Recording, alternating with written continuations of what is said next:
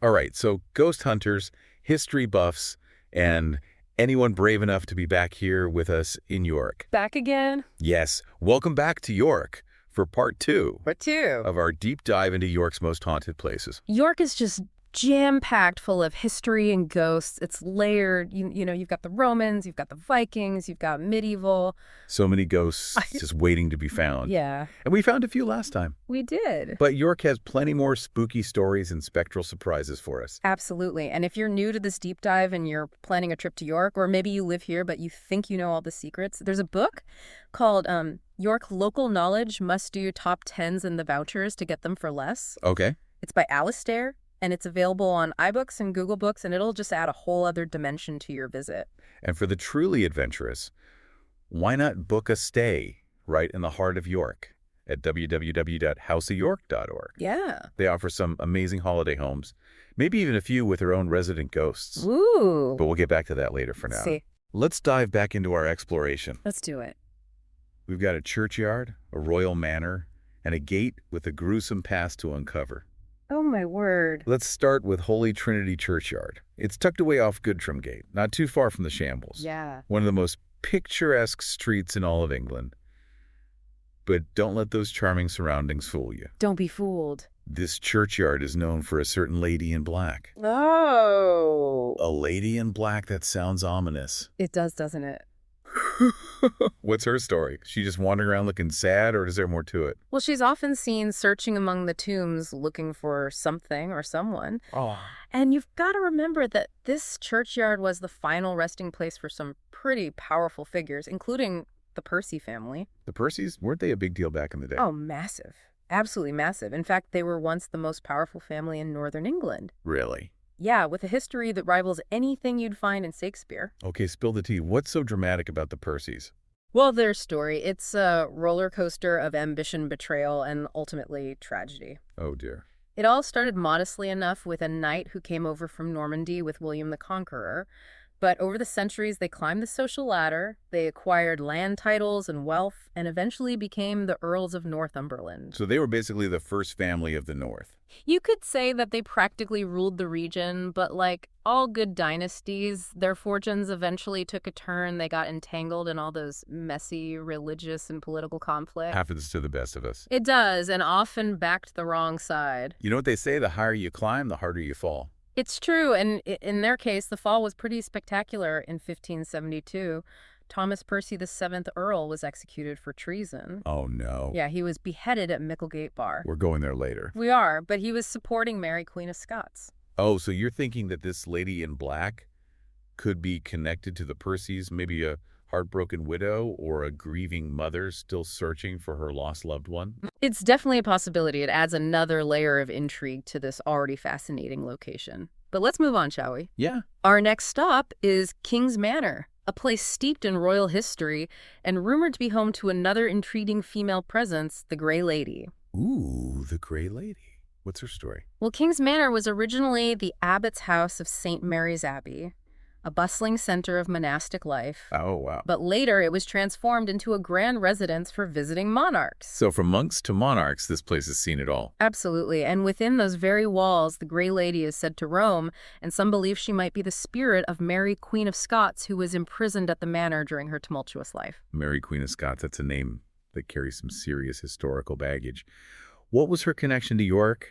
And why might she still be hanging around, so to speak? Well, Mary's life was full of drama, betrayals, imprisonment, and ultimately execution. Yeah. And some historians believe she even had a fleeting romance with a young Henry Percy, the son of the same earl who lost his head at Micklegate Bar. Forbidden love, talk about adding fuel to the fire. Like a Shakespearean tragedy unfolding right here in York. Yeah. The yearning for freedom, the weight of imprisonment, the possibility of a love cut short, all those emotions could be lingering within these very walls. Wow, that's enough to make you wonder if history itself is haunting this place. But wait, I thought you said there was more than just the Grey Lady at King's Manor. Yeah. What about this mysterious gentleman I keep hearing whispers about? Yes, him. He's a bit of an enigma, unlike the Grey Lady whose story is rooted in documented history. This fella's identity remains a mystery. So how do we even know he exists or existed? His image was discovered in a portrait that was found within the manor. What's peculiar is that he's depicted wearing riding breeches from the 1720s. Right. To this day, no one knows who he was or how his portrait ended up there. Okay, that's weird. Is it just the portrait, or have there been actual sightings of this fashionable phantom? Multiple witnesses have reported encountering a figure matching the portrait's description, right down to the unusual breeches roaming certain areas of the manor. All right, between a heartbroken queen and a mystery man in Breeches King's Manor is quickly becoming my must-see haunted hotspot. But before I book my stay, I think we need to brace ourselves for our next location. We're heading to Micklegate Bar, and from what I've heard, it's not for the faint of heart. Ah, Micklegate Bar, one of York's four main gates, a grand structure that's witnessed centuries of history. But I have a feeling it's seen more than just grand parades, right? Let's just say it played a rather direct role in maintaining law and order. Oh. For centuries, it was the place where the heads of executed criminals were displayed on spikes. Heads on spikes, talk about a strong deterrent. It was certainly effective. Imagine entering the city and being greeted by the sight of those grim trophies. Oh. It sent a very clear message: don't mess with the authorities in York. But amidst all that brutality, there's a particular ghost story that's captivated visitors and locals alike: the tale of Sarah Brocklebank. Who was Sarah, and what makes her story stand out among all those unfortunate souls who met their end at Micklegate Bar? Well, Sarah was the keeper of Micklegate Bar, responsible for its security. Her story is a tragic one, riddled with anxieties, and ultimately ending in a mysterious fall from one of the bar's windows. A fall from a window that sounds suspicious. Was it an accident? Or was there something more sinister at play? What do you think? Well, that's the million-dollar question, you see. Sarah was apparently terrified of losing the keys to the gate. Really? It would not only endanger the city, but also cost her dearly, potentially leaving her destitute. The pressure was immense, and then one day she was found dead. Oh, no. Right. So was it the stress that got to her, or was there foul play involved? That's the mystery, isn't it? And some believe she was so overwhelmed by the fear of losing her job and livelihood that she took her own life. But others whisper about shadowy figures seen near the window just before her fall, hinting at something more sinister. And what about the haunting? What have people experienced at Micklegate Bar? Well, there are reports of phantom footsteps, keys rattling as if someone is desperately trying to find them, and even the mournful figure of a woman searching endlessly in the bar's shadowy corners. It's as if Sarah's anxieties and tragic end are replaying themselves over and over again. It's a chilling thought, isn't it, that even in death we can be haunted by the anxieties and fears that plagued us in life. Absolutely. You know, sometimes I wonder if these hauntings aren't just echoes of past traumas trapped within the very fabric of these places. But before we get too lost in contemplation, Yeah. we have more ground to cover, both literally and figuratively.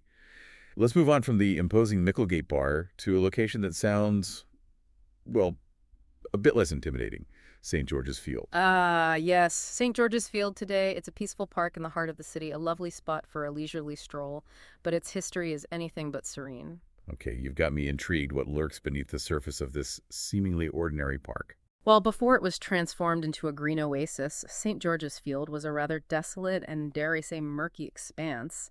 It was a place of shadows and secrets, a perfect hideout for those operating on the fringes of society. Oh, I'm picturing highwaymen, smugglers, maybe even a few pirates thrown in for good measure. You're not far off. Oh. The most famous figure associated with St. George's Field is indeed a highwayman, though probably not the swashbuckling pirate type you're imagining. Okay. We're talking about the legendary Dick Turpin. Dick Turpin, stand and deliver. I feel like I've heard his name in every pub in England. Wasn't he one of the most notorious highwaymen in history? He certainly earned his place in the rogues gallery of English folklore. Yeah. Turpin's life was a whirlwind of daring heists, narrow escapes, and ultimately a dramatic end on the gallows right here in York.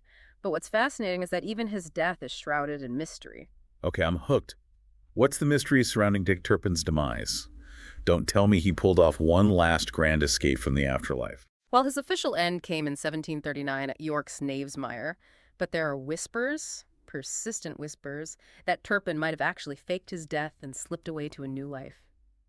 What? Some believe he had accomplices who helped him stage his execution and disappear into the annals of history. So are we talking about a ghost or a very clever con man who knew how to play the system? That's the enigma. Whether he's truly haunting St. George's Field as a restless spirit or simply living out his days incognito somewhere far away is a question that may never be answered. But regardless of how his story truly ended, there are those who claim to have seen his phantom galloping through the field, always one step ahead of the law. Wow, so the legend of Dick Turpin lives on, whether in the spirit world or in some dusty old tavern on the other side of the world. Okay. I think my imagination has had enough open space for one day. Let's head back within the city walls to our final destination, St. Mary's Church. And from what I've heard, we're in for a double dose of historical heartbreak. You're right. St. Mary's has witnessed some of the most tragic events in York's history events that have left an undeniable mark not just on the city itself, but on the very souls who perished within its walls. Okay, now you're really setting the stage for a chilling finale. Yeah. What kind of tragedies are we talking about? Well, let's start with the story of Walter Calverley. He was a man of wealth and status, but also possessed a dark side, a jealous and possessive nature that ultimately led him down a path of destruction. Jealousy, that's a powerful emotion, especially when it's left unchecked. What happened? In a moment of uncontrollable rage, Calverley committed a truly horrific act. He murdered his eldest son and then attempted to kill his wife and youngest son as well. Oh my goodness, that's absolutely monstrous. What could possibly have driven him to such a horrific act? While the exact details are lost to time, some speculate that he suspected his wife of infidelity regardless of his motivation. His crimes sent shockwaves through York society. Calverley was swiftly arrested, tried, and executed for his heinous acts. And I'm guessing this is where the haunting comes in. Indeed, in those times, the bodies of executed criminals were often treated with little dignity. They might be dissected for medical study or even publicly displayed as a warning to others, and it seems that at least some of Calverley's remains met this grim fate. So you're saying his body wasn't laid to rest peacefully? Exactly. And legend has it that his spirit now wanders St. Mary's churchyard, desperately searching for his missing body parts. That's both gruesome and incredibly sad. So he's not seeking revenge, he just wants to be whole again. It seems so. It's a haunting tale of regret and the yearning for peace, even in death. But as you mentioned, Walter Calverley's tragedy is just one layer of sorrow embedded within St. Mary's Church. There's another, even more heart-wrenching event that took place centuries earlier. Okay, I have a feeling this one's going to stay with me for a while. What happened? This event takes us back to 1190, a time of deep religious intolerance and persecution. York's Jewish community, a vibrant and integral part of the city, found themselves targeted by a wave of anti-Semitism sweeping across England. Oh no, not another story of persecution. What happened to them? Fearful for their lives, they sought refuge within the supposedly safe walls of York Castle. They were promised protection by the authorities, a glimmer of hope in a time of darkness. But they weren't actually protected, were they? Tragically, no. Their hope was cruelly shattered. A mob fueled by hatred and ignorance laid siege to the castle, leaving those trapped inside with an unthinkable choice: surrender to a certain and brutal death, or I can't even imagine the level of despair they must have felt. faced with such a horrifying choice, many made the heart-wrenching decision to take their own lives rather than face the cruelty of the mob. It was a mass suicide within the very walls that were meant to protect them. That is just devastating, to be so utterly betrayed, to have your hope extinguished in such a horrific way. It's almost too painful to comprehend. It's a stark reminder of humanity's capacity for both compassion and cruelty, and many believe that the echoes of this tragedy still resonate within St. Mary's Church, creating a palpable atmosphere of sorrow and loss. You know, it's incredible how these stories, separated by centuries, are woven together within the walls of St. Mary's. It makes you realize that history isn't just dates and facts in a textbook. It's a living, breathing thing. It leaves its mark both physically and emotionally on the places where it unfolds. You put it beautifully. It's a reminder that the past isn't truly past. It continues to shape us, to whisper its stories, to haunt us in both profound and unsettling ways. It's truly humbling, isn't it, to stand in these places and feel the weight of history, the joy, the sorrow, the echoes of lives lived and lost. It makes you realize that we're all just part of a much larger story. And York has quite a story to tell, from its Roman origins to its Viking conquests, its medieval splendor, and its turbulent modern era. It's a city that's constantly evolving, yet always mindful of its past. And what's so fascinating is that it seems to embrace its haunted reputation. I mean, let's be honest, not every city would turn its ghost stories into a tourist attraction.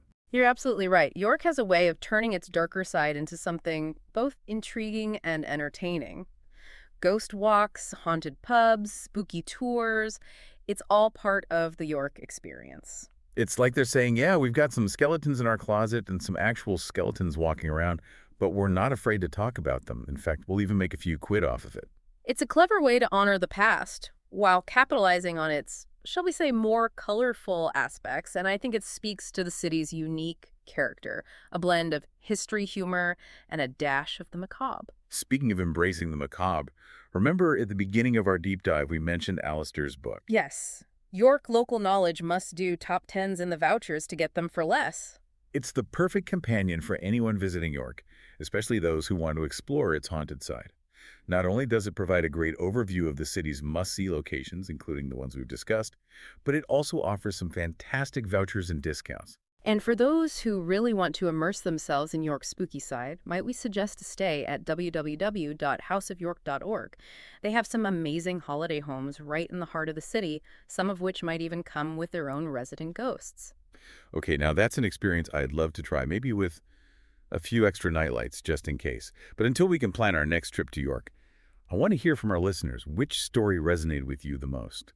The heartbroken lady in black, the mysterious gentleman in breeches, the tragic tale of Walter Calverley, or the heart-wrenching fate of York's Jewish community. And perhaps the most intriguing question of all, do you believe in ghosts? Share your thoughts on our social media channels. We'd love to hear your perspectives. And on that note, we wrap up our deep dive into York's most haunted places. Until next time, may your travels be filled with history wonder and just a touch of spooky fun. It's truly humbling, isn't it, to stand in these places and feel the weight of history, the joy, the sorrow, the echoes of lives lived and lost. It makes you realize that we're all just part of a much larger story. And York has quite a story to tell. From its Roman origins to its Viking conquests, its medieval splendor, and its turbulent modern era. It's a city that's constantly evolving, yet always mindful of its past. And what's so fascinating is that it seems to embrace its haunted reputation. Yeah. I mean, let's be honest, not every city would turn its ghost stories into a tourist attraction. You're absolutely right.